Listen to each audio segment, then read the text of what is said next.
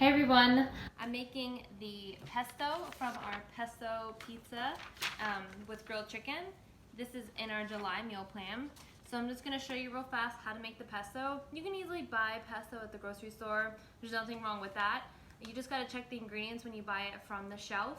A lot of times there's fillers or artificial ingredients in it, and it really just doesn't make it taste too good without it being like the healthiest option.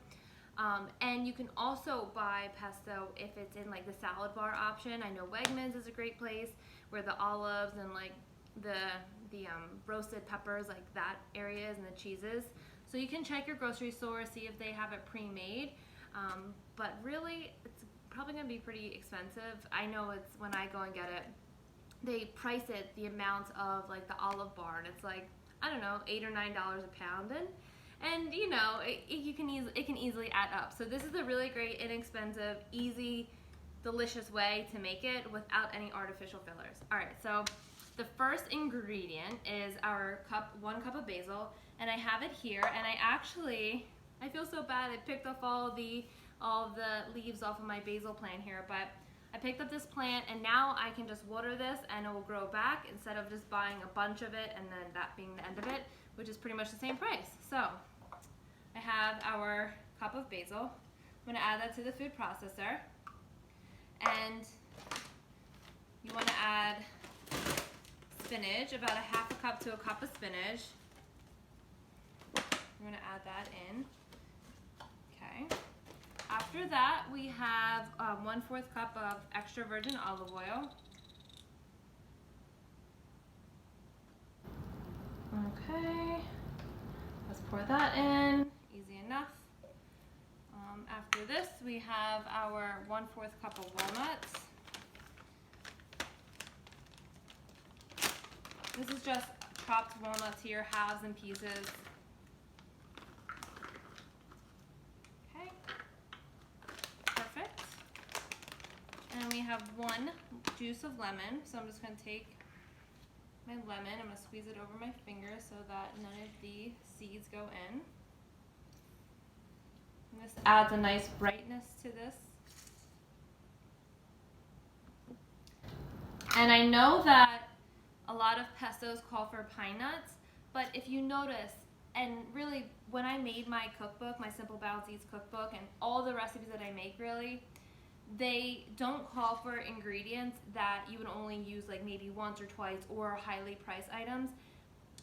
My philosophy is really just to keep everything simple, inexpensive, and like, you know, very simple and inexpensive and just easy and not wasteful, you know. So for example, like my tahini or my hummus does not call for tahini, which is a common thing in hummus, but there's ways around it. So of course you could add some pine nuts to this, but it's not necessary. This is going to taste just as good without getting, you know, an $8 jar of pine nuts that you're going to use once or twice. All right, and then we have our salt and our pepper. And let's make sure we have everything. We just have 1/4 cup of Parmesan cheese. Okay, perfect. Let's get our lid and add this on. And you'll notice while this is on, if it doesn't kind of blend up as quickly as I would like, I will drizzle some olive oil in so that it can get to the consistency that I want.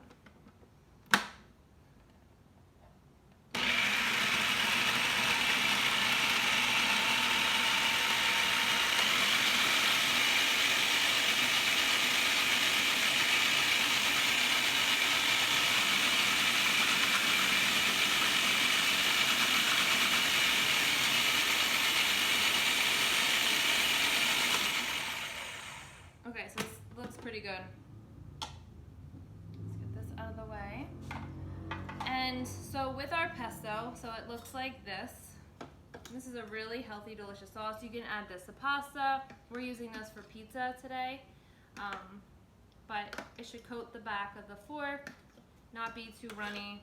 Let's see if I can show you this any better. Can you kind of see what it looks like? It has a really great flavor. I love it. So good. All right. Now, what I'm going to show you is the 2 different kinds of pizzas that I have, or 2 different kind of crusts that I'm making. So let's take this put my pesto down. And I have on the recipe, on the pesto pizza with grilled chicken recipe, it calls for naan bread. You can use naan bread, which is, you know, I have a link in the recommendations page as to what it is and what it looks like. It's more fluffy, it's more soft. Or if you find these pizza crusts, these ultra thin crusts, I'm not really a fan of the super thick ones because it's just too much, you know, these are made with white flour, so it's like too much empty empty calories in it, and it's not really going to be, it's going to fill you up, but it may not have you feeling that great afterwards. So either way, these are really nice and thin, and I actually seen this brand at the dollar store, believe it or not, Dollar Tree, this Golden Home brand. So you'd be surprised what the dollar store will have actually. So I have these as one option, and then I also have, this is another option. This is a gluten-free option. If you notice that even the thin crust flatbreads can upset your belly, because sometimes gluten can affect people. I mean, this is another option. This is a great way to get some extra fiber and vegetables in your diet. And with these cauliflower pizzas, they come 2 in a pack here. You just take one. They come out of the frozen section. So you're just going to take one. And you don't have to cook it first. I know a lot of them you have to cook first. This one you do not have to cook first. You're just going to take it out and top it however you would like. So on our recipe, it calls for the pizza bread, the naan bread, mushrooms, sauteed spinach, tomatoes, grilled chicken breast, and shredded mozzarella cheese. And you're going to add your pesto on first and then add your toppings. So I'm going to show you, for example, I'm telling you, this is so delicious. This is a great thing to make if you have friends coming over, company coming over. It's something that everyone loves. It's healthy, it's so easy, and you know, it's like kids are obsessed with this. Once you try it, it's going to be hard to go back to the red pasta sauce. Okay, so if you want a crust, you know, create a crust. So we're just going to do this on both, and then you are going to top them however you like, or you can use my recommendations. I like that combination. You get the mushrooms cooked down nice and soft, the spinach is nice and soft, the cheese adds a nice element to it. Okay, and then that is what it is going to look like before you go ahead and top it, and you're going to just cook it until the cheese melts. And if you're using the cauliflower crust, you're going to follow the instructions and then cook it until the cauliflower crust is done. Easy enough, right guys? All right, enjoy.